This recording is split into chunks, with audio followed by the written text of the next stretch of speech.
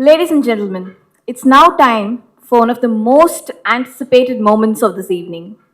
We are deeply honored to have with us our chief guest, Mr. C.V. Juan Antonio Mark Pujol. He's currently the ambassador of Spain to India. He's also served as an ambassador of Spain to the United Nations in Geneva and the World Trade Organization, as well as ambassador to Russia and several Central Asian countries.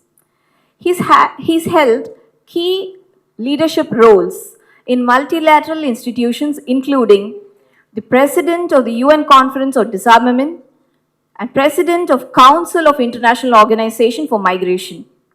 He's widely respected for his contribution to diplomacy and global governance. May I now invite His Excellency, Mr. Juan Antonio Mark Pujol, Ambassador of Spain to India, to address the gathering. Thank you very much, Surana and Surana, to inviting me to these diplomatic nights that allow us to have an interaction with the people who are in such an important field as the industry and the economy. I would start by saying that I'm very happy that you have this tradition to start with an event on culture before having a debate, because there was a former president of the French Republic called François Mitterrand, who always had sitting next to him the Minister of Culture. In the Council of Ministers, the one who was on the right was not the Minister of Economy, was not the Minister of Education, was the Minister of Culture, because he said that before any important decision, it was very important to have the wise opinion of those who are in the culture. Then I'm very happy also that you have this tradition or this important image of the bull in this Nadil state, because you know that in Spain, the bull has been very connected with our tradition for a very long time. So we are quite familiar with that. So I'm very happy also that there is the Honorary Council of Spain with us, Antonio Lobo, with his family. So I feel very, very familiar here. Thank you, Antonio. I was asked to give some thoughts about the situation of the relationship between India and Spain, and also about the general context we are living. So I will start with the first subject, I will go to the second, and then we will open the turn to any questions, because obviously it's so difficult to cover all the interests that maybe it's better to draw some lines and wait for some questions. About the state of the relations between Spain and India, I would say that we have, let's say, two legs. One is a real bilateral relation, and one is our relation inside the big element of big institution that is Europe. As far as our bilateral relation, it has been growing. Obviously, we are a country that we initiated our story as a state. That was 1492, is the moment that Spain consolidates as the state of Spain. And in that very year, our dream was to come to India. The only problem is that in the middle of the trip, there was a big piece of land that is America, and then we were stuck there. So since then, we have been very involved in America, and obviously it's so big, North America and South America, because you know that Spain was not only in South America. Spain was in California, was in Los Angeles, it was Florida. All this piece of America was Spanish territory for more than 150 years. So we were very much stuck there. And the story had many different phases, but finally, in this 21st century, we are very devoted to Asia, and inside Asia, India takes a very big part in our efforts and interests. So the Spanish president of the government, Pedro Sanchez, he came here on the 28th of October 2024. The meeting with Prime Minister Modi went very well, and it was agreed to make a push to our relationship. It was decided to create in 2026 the dual year of Spain and India for culture, tourism, and artificial intelligence. And in artificial intelligence, we were not thinking about the debate of good, bad, the limits, but a kind of umbrella for having all our industries being connected. So we are going to have a very important meeting of the Spanish Chambers of Commerce on the 25th and 26th of May in Delhi. We have in total 80 chambers of commerce in Spain. They were going to come about 75, so the whole country is going to come to have a big meeting with the most important 200 chambers of commerce of India to establish different groups in energy, in waste, in energy, in health, in agriculture, and by that means to go inside of our societies to connect our industries. Obviously, the very big industries, they have such a power that they can operate themselves. But the small and medium industries, they need this kind of connection through institutions, at least for the takeoff. Then the relationship develops and it is quite solid. So for the first time in history, we will have the 80 chambers of commerce from very important ones like obviously Madrid, Barcelona, Sevilla, Bilbao, Las Palmas. We will have small chambers of commerce like Jaén, Tarragona, etc. But all coming here to meet the 200 big chambers of commerce of India.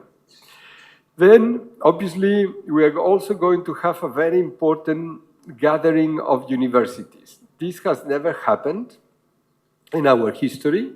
And on the occasion of the Summit of Artificial Intelligence that will happen in Delhi on the 19th and 20th of February, is to say in 15 days, we are going to bring 60 of the 90 universities that we have in Spain. And they are going to meet with the 120 most significant universities of India. And I think this is very important to underline the effort we're going to do, because at the level of the European Union, there will be a meeting of universities on the 24th and 26th of April, and there will be 60 universities of Europe with 60 universities of India.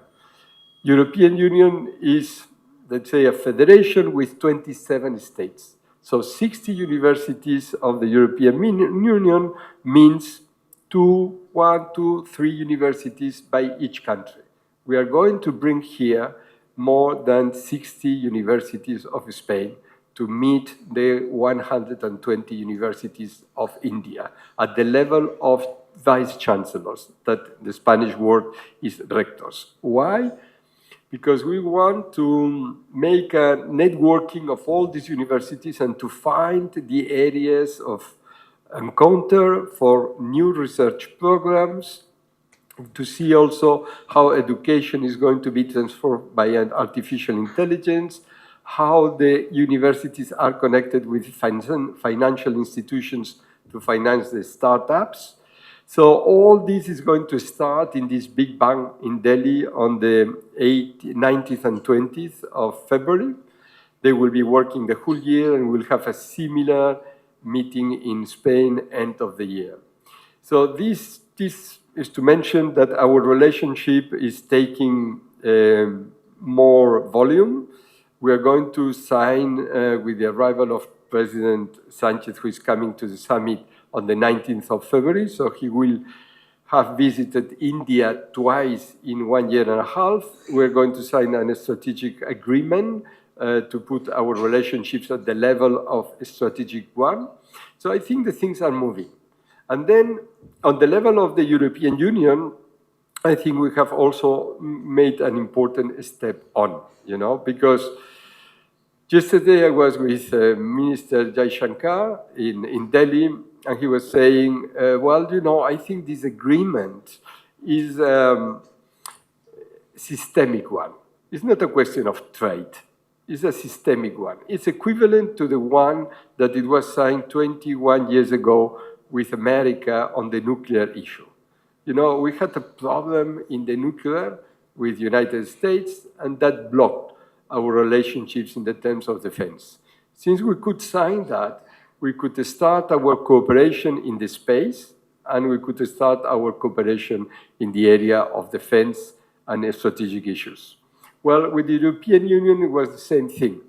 With the European Union, first, India has had to get familiar to this complexity of 27 states that are fragmented but are united at the same time, so quite complex. But finally, this has been signed, and now we can go on. But we can go on not only in trade, we can go on in investment that will be much, much superior. It will go on mobility. So this is really the beginning, you know. So as Jai Shankar was saying yesterday, this agreement, the free trade agreement, is an agreement that shows that we are no longer at the crossroads. We have already taken a decision, is to go with Europe for the future.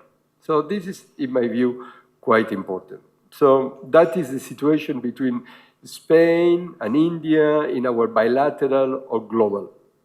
Then we go to the international scene, you know. International scene, I think we are in a very worrisome moment, I would say, very problematic. Why? Because we had a very good opportunity after the pandemic. The pandemic, the COVID, the famous COVID, had, let's say, although it can seem very paradoxical, it had a very positive thing, that it showed that the fragility of humanity is in the health. So it doesn't matter if someone was Nigerian, British, American, Indian, Spanish, Moroccan, the illness was affecting the same ones and the others. Why? Because it was affecting the human beings, and we are human. We are not Indians, Spanish, French, or Americans. We are, first of all, we are humans. And the pandemic showed that to us. Then it was the moment to go to the third great deal. You know, the first moment that was a deal was with the League of Nations. The League of Nations meant that after the First World War, the nations say we cannot go to war again. We have to create an international organization. Well, you know, humanity has been on this planet, the anthropologue says, for the last 200,000 years. In a very developed way, they say for the last 80,000 years. But it's incredible that it was only 100 years ago that for the first time, mankind thought in a global way that they have to be united, trying to drive their destiny. So they created the League of Nations. Obviously, as any first thing in life, it had the virtue of existing, but it collapsed after 20 years. Then we had the second. And the second was not the League of Nations, it was not the association, it was the United Nations. It was a big step, and we created a very effective, to some extent, institution that has helped in some crises, but especially has shown that you could have in a room the 190 people who represented the whole humanity. So that is a big breakthrough. But the pandemic gave us great opportunity. It was to move from United Nations to United Humanity. That is the key thing, you know, and we have failed. People have had the feeling that the time had run in the bad way. They had to recover the time. They had to travel more, they had to eat more, they had to show that nothing had happened. Well, it has been a pity. We will see when we will have the next opportunity. And the world has gone in the total different direction. As Jai Shankar was saying yesterday, we are not in a multilateral world. We are in a world of many different layers. So you have a world that sometimes is totally unilateral. Let's say what happened in the Iraqi war, what has happened now in the Middle East, what has happened in Venezuela, totally unilateral. Sometimes is a world of two big players, China and United States, yet competing or agreeing in something fundamental. And sometimes you have a multilateral world, but a multilateral world that is very imperfect, because in some areas there is always deciding the burden share of those who are close to them. So a very complex moment. I would say that India should be the inspiring country in this new moment. I will tell you why.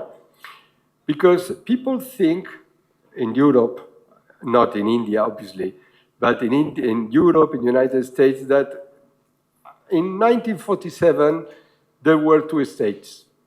There were India and Pakistan, when in reality it was not like that. It was an important part of India, but there were 7 states that were still independent, with the armies, with the Marathas, with the system of government. And then in only 7, 8 years, you managed to integrate in this big new republic all the states, dismantling all the internal armies. And you have only police.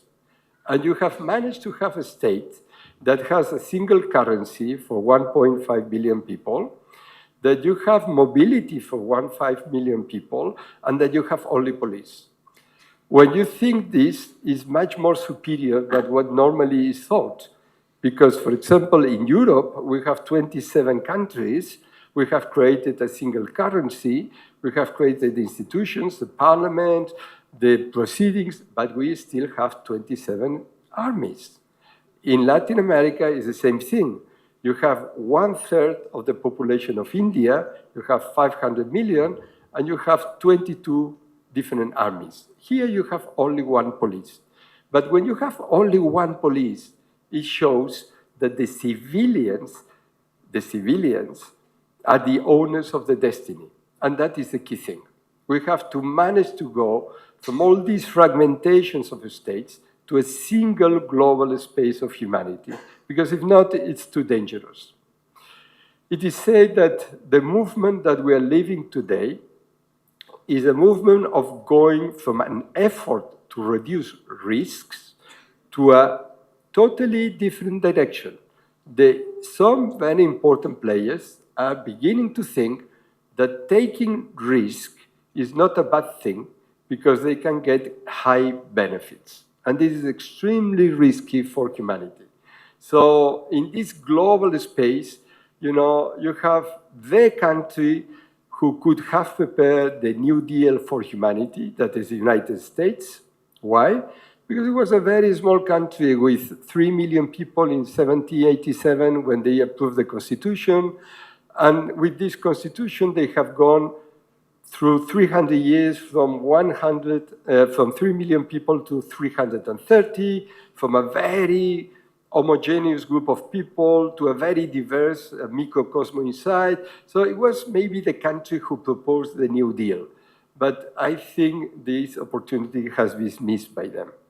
Then the other countries, let's say, are very monolithical. When we take China, when we take Germany, when we take France, when we take Spain, they are countries very, let's say, nationalistic in the sense of they are quite compact. India has a very deep diversity. And I think this diversity has not to be reduced. This diversity has to be even enhanced, because it's the value of knowing how to combine the great diversity of humanity with a framework, political framework that gives a role to everybody. So, in the politics, we are in this crossroad that I find very dangerous. On one side, we are moving to a planet that is moving to the wise men, let's say. For the first time, we are having millions of people in the university, and the data is incredible. 1900, we had only 3 million people in the universities of the world. Today, we have more than 450 million. The change is colossal. So we go from a humanity that was having only a small elites to a whole humanity that is going to be a source of intelligent energy. But we need to create this new framework. And when they ask me if India should be in the Security Council, I say, obviously, India has to be a member of the Security Council. But not because it's the largest democracy of the world and because it's the most populated. I think it would not be very interesting that India goes into the Security Council as the other 5 states are in the Security Council saying, well, I am powerful, I am a nation of reference in the world. No, not interesting.